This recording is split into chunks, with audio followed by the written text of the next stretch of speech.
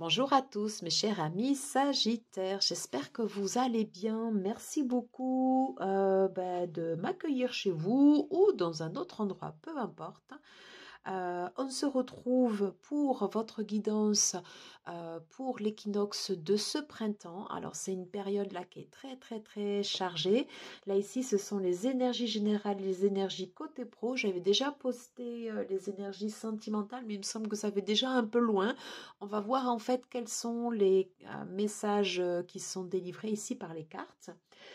Le contexte, comme vous le savez, est très chargé. Nous sommes le lundi 20 mars. Je ne reviens pas sur l'actualité ni ne la commente, mais vous savez tous comme moi ce qui est en train de se passer actuellement. Demain, c'est la nouvelle roue du zodiaque, voilà, qui reprend le trend avec la lune, le soleil en bélier. Voilà, on va revenir en fait ici sur une nouvelle, un nouveau démarrage. La nouvelle lune également est très important. Vous avez donc la planète Pluton qui rentre dans le signe du Verseau à compter du 23 mars. Il y restera jusqu'au 21 juin. Il reviendra ensuite après en Capricorne pour revenir après en Verseau en fin d'année. Et 2024, il refait un tour en fait en Verseau pour y rester une vingtaine d'années. Donc un axe majeur, quelque chose de très important qui peut se jouer sur toute la partie collectif. Voilà. Donc on va voir pour vous quelles sont les énergies. N'hésitez pas à aller voir votre ascendant et votre signe lunaire pour faire un complément. Voilà. Pour nous accompagner, j'ai mis ici voilà la magnifique carte de l'impératrice du tarot, le Lily White de Célia Mélesville que j'utilise pour ces guidances. Voilà. Donc en espérant bien évidemment que cela nous porte vers l'abondance. J'utilise également l'Evenly Bodies Astrologie et The Seed and Sickle Oracle. Voilà pour ces guidances. Pour la partie pro, on ira faire un tour du côté du tarot renard de Célia Mélesville avec un complément d'infos de l'oracle de Baba Yaga de Eris Ilignac. Voilà. Et on terminera cette guidance par un message du Gentle Tarot. Voilà. Écoutez, on va tout de suite commencer. Alors, on va prendre une tendance. Oh, pardon. Alors, s'il vous plaît, quelles sont les énergies, tendances générales pour l'équinoxe du printemps pour les Sagittaires, s'il vous plaît? Quelles sont les énergies, tendances générales? J'en ai trop. J'en ai beaucoup trop, mais je ressens de garder celle-là. Je ne l'ai pas vue. Alors, quelles sont les énergies, tendances générales pour les Sagittaires pour l'équinoxe du printemps? Allez, je voudrais une dernière carte, s'il vous plaît.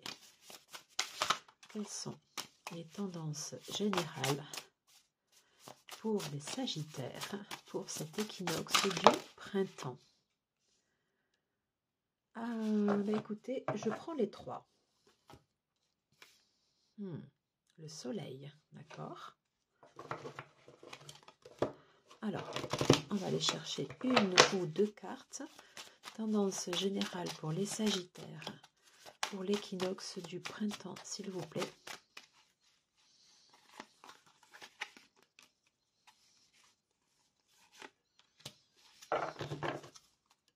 Allez, on regarde côté tarot, s'il vous plaît, pour les Sagittaires. Quelles sont les tendances pour ce printemps? Quelles sont les tendances générales? Quels sont les messages à délivrer?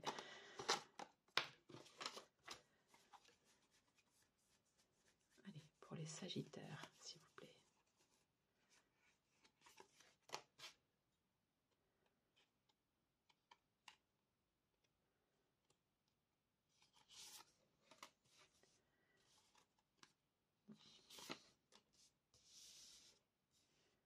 Celle-ci. allez, let's go. Alors, on avait déjà cette première carte qui s'était retournée. Donc le Sagittaire, c'est un signe de feu. On a en fait ici le soleil. Le soleil en fait ici qui est là pour l'expression de soi, pour embrasser en fait ici comme ça notre vérité. Le soleil est là pour nous mettre en valeur en fait qui nous sommes. Ok,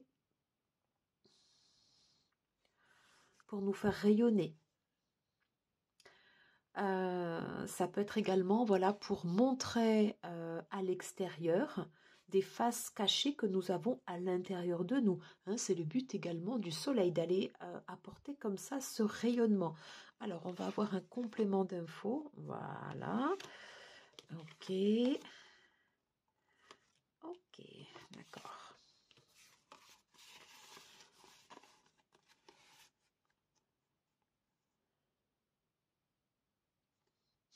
Alors, j'ai la maison 8.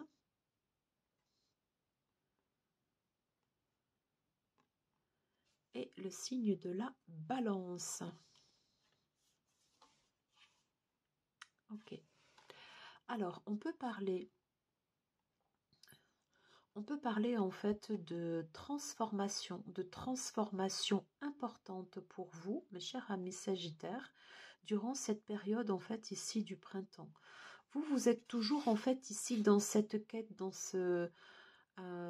une recherche d'équilibre, hein, de trouver comme ça un peu ce juste milieu, de trouver comme ça en fait ici cette harmonie, voilà. Peut-être que vous essayez de... Je sais pas pourquoi j'entends en fait de faire trop de consensus. Ok. Et avec la maison 8 c'est l'une des premières maisons en fait un peu au niveau... alors,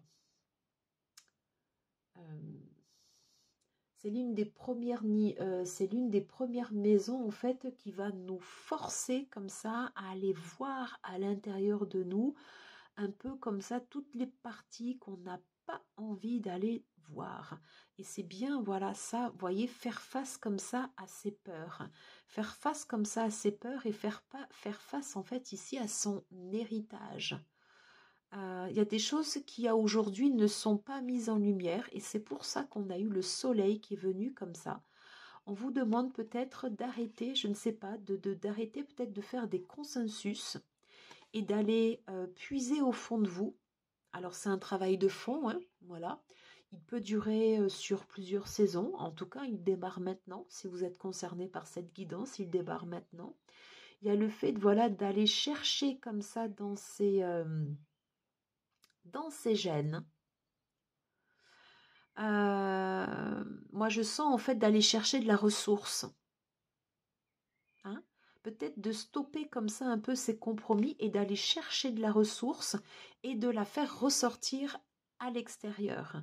En allant chercher cette ressource, il y a aussi un travail d'ombre, hein, puisqu'on vous demande aussi de faire face à vos peurs, hein, de faire face peut-être à des choses que vous n'aimez pas voir en vous. Voilà. Mais si vous arrivez à mettre en lumière comme ça un peu ce côté sombre, voilà, ben vous avez toute la partie lumineuse qui va ressortir également. Et c'est pour ça que vous avez le soleil.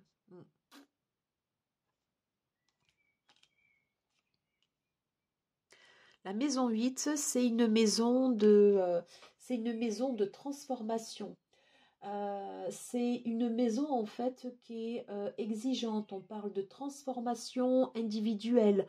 Il y a certaines personnes ici qui peuvent être concernées également par peut-être des reconversions professionnelles. Vous voyez, peut-être des séparations, je ne sais pas.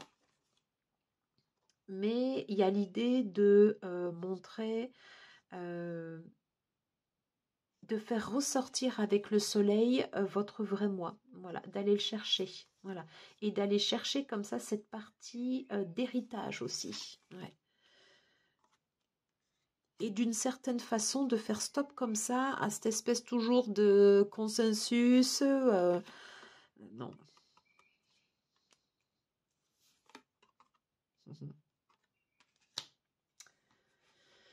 Ok, c'est des cartes qui étaient déjà ressorties. Ok, un travail de pardon aussi. Un travail de pardon.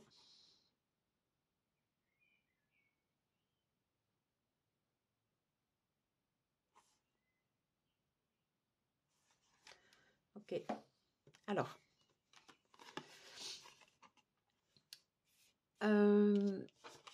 Pas mal de choses à dire. Je vais la mettre comme ceci pour que vous puissiez bien voir les cartes. On vous dit de ne pas rester bloqué avec des regrets. Voyez comment cela vous parle au moment où vous regardez cette vidéo. Vous le sentirez si c'est pour vous de toute façon. On vous dit de ne pas rester bloqué avec des regrets. Voilà. De ne pas faire en sorte à ce que ça vous ronge. D'une certaine façon, de retrouver comme ça votre valeur. Voilà. Il y a l'idée de travailler aussi également sur un pardon. Voyez? Alors, un pardon, forgiveness, voilà, et pardonbre. Excusez-moi pour le jeu de mots, il était peut-être un peu facile, voilà. Mais en fait, c'est tout ce travail que vous devez faire comme ça au travers de la maison 8 qui va venir vous chatouiller, vous remuer. Alors, le côté balance, le côté harmonie, en fait, il est très bien, voilà. Mais moi, j'ai plus le sentiment, en tout cas, c'est ce que je canalise, que vous avez toujours essayé comme ça un peu ce consensus, et on vous dit maintenant, vous arrêtez. Si vous le jugez utile, faites ce travail comme ça d'introspection pour aller chercher comme ça au fond de vous et d'arrêter de rester rongé en fait ici dans des erreurs du passé et de vous pardonner. Voilà. Et le fait de vous pardonner, justement, ça vous ouvre les voies, ça vous ouvre un peu comme les pétales qui vont s'ouvrir comme ça au soleil et ça va vous permettre de mettre des choses en valeur qui n'étaient pas explorées jusqu'à présent. Voilà, j'espère que vous me suivez bien. Alors, pour l'instant, vous êtes encore... ouais.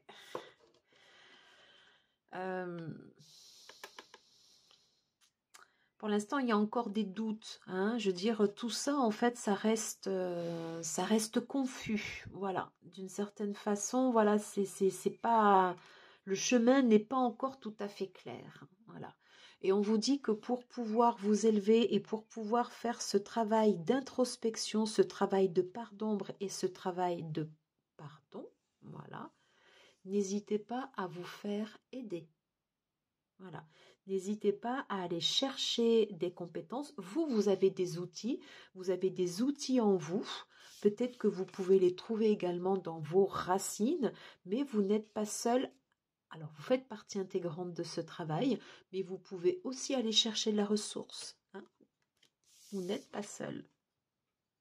Voilà. Et il y a cette idée comme ça, en fait, de potentiel. On est en plein en fait ici dans les émotions, donc il est probable que ce travail puisse vous remuer, voilà, faire ressortir comme ça des émotions que vous pensiez peut-être enfouies et que vous pensiez peut-être alors parties ou digérées, ce qui a priori n'est pas le cas. On vous demande de les faire ressortir comme ça à l'extérieur pour bien les accepter, les digérer, les assimiler et pour pouvoir passer après à autre chose, pour pouvoir vous ouvrir. Il y a un travail de pardon en fait à faire. Voilà. Vous avez quand même de super belles cartes. Et une fois que vous faites ce travail, vous voyez en fait ici tout est possible. Voilà, c'est-à-dire que vous avez cette possibilité vous avez en fait de l'or entre les mains. Voilà, vous êtes ce magicien, vous avez en fait tous les outils à votre disposition pour exprimer votre plein potentiel. Je ne sais pas comment mieux vous le dire. Voilà, mais on part de quelque chose où là, ça remue, où c'est un peu lourd. Et puis en fait, au final, on va vers... j'ai deux as, enfin j'ai deux 1, j'ai un as et le magicien. Donc c'est quand même très bon. Au niveau pro...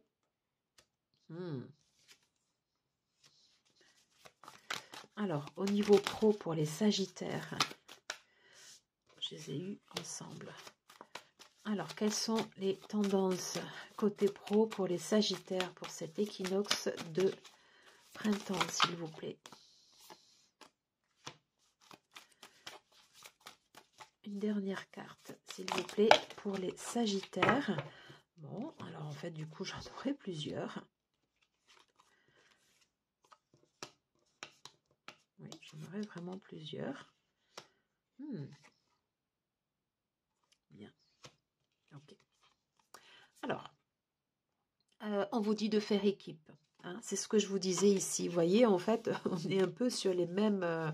vous n'êtes pas seul. Hein, voilà. Allez chercher des idées, des compétences ailleurs. Peut-être le fait d'échanger, de parler, de vous faire aider, de vous faire progresser, de faire progresser les autres. Enfin, voilà, il y a cette idée comme ça. En fait, ici, vous n'êtes pas seul. J'ai cette idée comme ça ici de partenariat. Et on vous dit, voilà, ben, vous y allez d'un pas serein. Voilà, vous avez tout le temps en fait pour pouvoir mettre en place ce travail. L'important étant de poser comme ça ses bases. Voilà, d'accepter de faire ce travail, d'accepter de faire ce travail de fond. D'accepter comme ça, voilà, vous voyez, en fait, j'ai la tempérance qui ressort, d'accepter de prendre de la hauteur, de prendre plus de légèreté.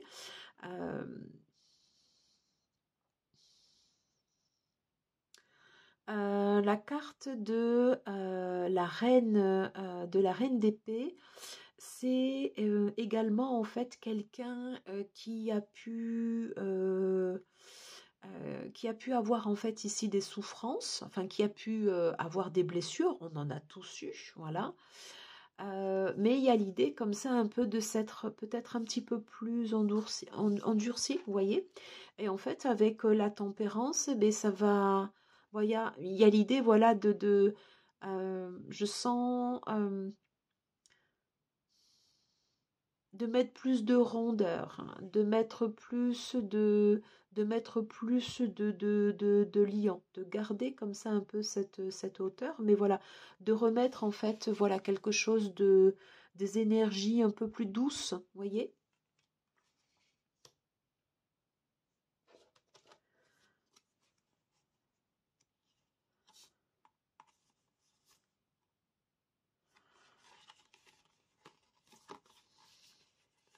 On termine par une certaine maîtrise, voilà. Bien que certaines sur la partie professionnelle, bien que vous ayez eu le sentiment quand même d'avoir certains manques, alors je ne sais pas en fait ici dans quel domaine, peut-être des domaines complémentaires à vos spécialités, peut-être des spécialités différentes, peut-être certains aspects de votre métier que vous pensez en fait ne pas maîtriser. Voilà, c'est possible. Il n'en demeure pas moins que professionnellement, vous êtes quelqu'un qui est établi, vous êtes quelqu'un qui est reconnu et vous êtes quelqu'un qui a du leadership. Voilà, donc ne l'oubliez pas. Voilà, donc malgré, enfin je veux dire, il y a tout ceci, voilà, mais quand bien même, je veux dire, vous avez avancé, vous avez évolué sur votre chemin et les positions, en fait, professionnellement, elles sont très assises, voilà, elles sont très assises. Vous avez même ce potentiel pour pouvoir ouvrir quelque chose de nouveau, voilà. Mais il y a cette idée comme ça, en fait, d'arrêter d'être trop dur et on le retrouve ici côté pro avec la tempérance sur la reine d'épée, voilà, de faire un travail de pardon sur certaines erreurs du passé, d'accepter comme ça de collaborer et d'aller chercher de la ressource ailleurs pour pouvoir encore plus vous ouvrir et pour augmenter le champ des possibles, parce que la réussite, elle est là, mais vous pouvez encore l'élargir et repartir sur quelque chose de nouveau, voilà, de différent. Donc ça, c'est très bien. Allez, on va aller regarder du côté de Baba Yaga. J'ai déjà une carte. Est-ce qu'on a une autre carte conseil pour les Sagittaires, s'il vous plaît? Côté professionnel, est-ce que j'ai une autre carte conseil pour les Sagittaires?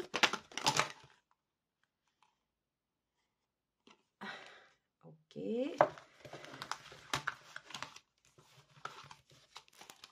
Hop, pardon. Alors, j'ai le chaudron. Ok. Bon, alors là, c'est un conseil, ça tacle un peu, pardon. On vous dit, Baba Yaga, en fait, vous dit de ne pas rester dans votre zone de confort. Le chaudron baignoire, ici, ça signifie que, ok. Alors, voyez comment ça vous parle, parce que on est vraiment sur du général. Ce que vous savez faire, ben, vous savez bien le faire et vous avez su le mener jusqu'à son terme. Parce qu'il y a cette maîtrise, parce que une certaine abondance ou en tout cas une aisance financière, même si tout n'est pas parfait, voilà. Mais je veux dire, il y a quand même une assise. Et pourtant, Baba Yaga vous dit, vous pouvez aller plus loin. Et c'est le sens, en fait, ici de cette carte, le magicien. En vous disant, ben non, ne reste pas forcément dans ta zone de confort. Tu as possibilité, alors j'entends rébellion, voilà, c'est l'idée comme ça, voilà, d'accepter de sortir en fait de ce qu'on a l'habitude de faire pour aller en fait ouvrir des champs encore inexplorés jusqu'à présent. Et de ce que je ressens de votre tirage, vous avez la possibilité de pouvoir ouvrir ce champ des possibles avec ce travail en fait ici comme ça de pardon, ce travail d'ouverture, ce travail comme ça d'introspection qui vous ouvre comme ça en fait un champ plus vaste, plus grand. Et vous avez le potentiel pour pouvoir le faire. Donc c'est très très positif. On va terminer avec une carte conseil. Non, là j'en ai trop. On va terminer avec, voilà, une carte conseil du Gentle Tarot. Très très beau. Alors, j'ai la transformation.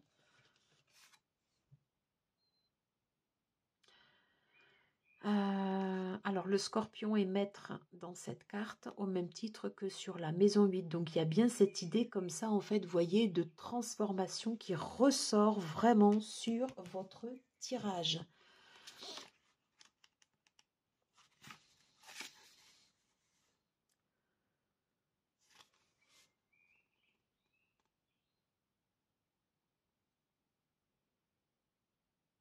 Alors, j'espère que je saurai bien vous le lire. On vous dit que le changement et la croissance sont constants, mais la croissance,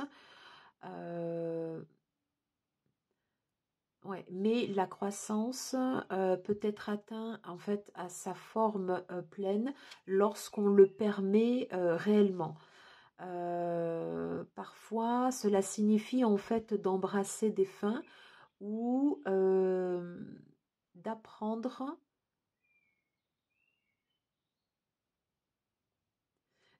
à une part de nous en fait de se libérer. Si on résiste en fait à ce changement,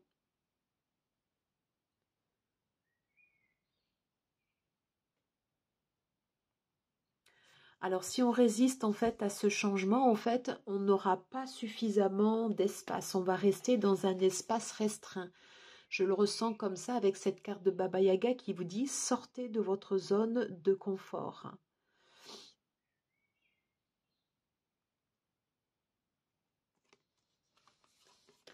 Sortez de cette coque comme ça qui vous enferme. Ça ici, c'est une espèce de coque de sécurité, mais cette carte vous dit qu'il y a tellement d'autres choses à aller exploiter à l'extérieur. Voilà, parce que vous pouvez le faire. Et pourtant, déjà, là, ça, c'est bien. Mais vous pouvez aller plus loin encore. Voilà. Voilà le sens de ce tirage. Ben, écoutez, j'en ai terminé avec cette guidance. J'espère que ce tirage vous aura plu. N'hésitez pas, si tel est le cas, à liker, à partager, à commenter, voilà, à vous abonner si ce n'est pas déjà fait. Je vous embrasse. Je vous souhaite le meilleur pour exprimer votre plein potentiel et effectuer ce travail si toutefois vous souhaitez l'entamer. Voilà. Si vous souhaitez me contacter pour une guidance privée, butterflygarden252@gmail.com. Merci à vous. Excellente journée. À très vite. Ciao, ciao.